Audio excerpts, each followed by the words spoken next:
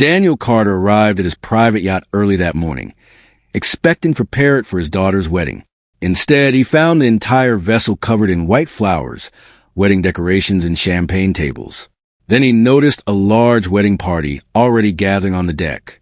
Daniel immediately recognized the decorations as belonging to the HOA president, Evelyn Whitmore. Evelyn was standing on the main deck, giving instructions to caterers as if she owned the vessel. Daniel walked toward the yacht and demanded to know what was happening. Evelyn turned around and told Daniel that the yacht had been reserved for her daughter's wedding. Daniel asked who had given her permission to use his boat.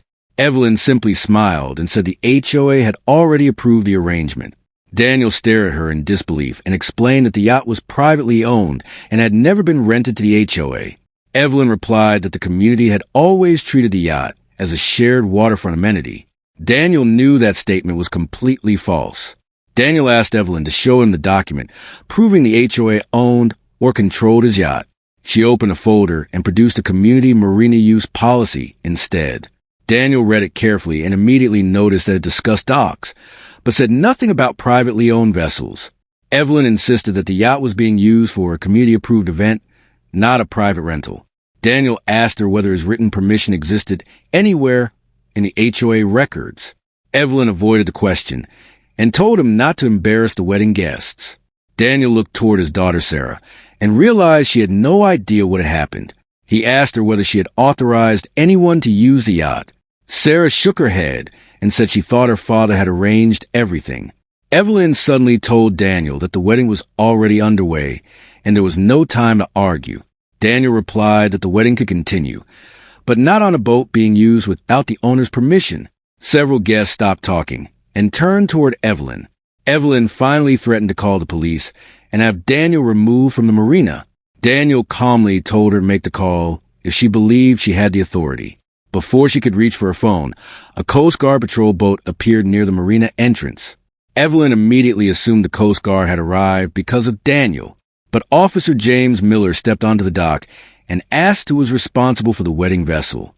Evelyn confidently pointed toward Daniel, without realizing the question was about the yacht itself. Officer Miller asked Daniel whether he owned the yacht and had authorized the wedding event. Daniel showed his ownership documents and explained that he had never given the HOA permission to use the vessel. Miller then turned toward Evelyn and asked her to produce the authorization she claimed existed. Evelyn opened her folder and handed over the HOA marina use policy. Officer Miller read it carefully and asked where the document mentioned Daniel's yacht. Evelyn had no answer. Officer Bennett asked Evelyn, who had physically brought the wedding supplies onto the yacht. Evelyn said the HOA's event committee had coordinated everything. Daniel immediately explained that none of those people had contacted him for permission. Miller asked Daniel whether he wanted the wedding stopped immediately. Daniel looked towards Sarah and Michael and said he did not want to ruin his daughter's wedding. He only wanted his property and the vessel's legal operation respected. Officer Miller asked whether the yacht was legally operating as a private vessel or carrying paying passengers. Daniel explained that it was his privately owned yacht and the wedding guests were family and invited guests.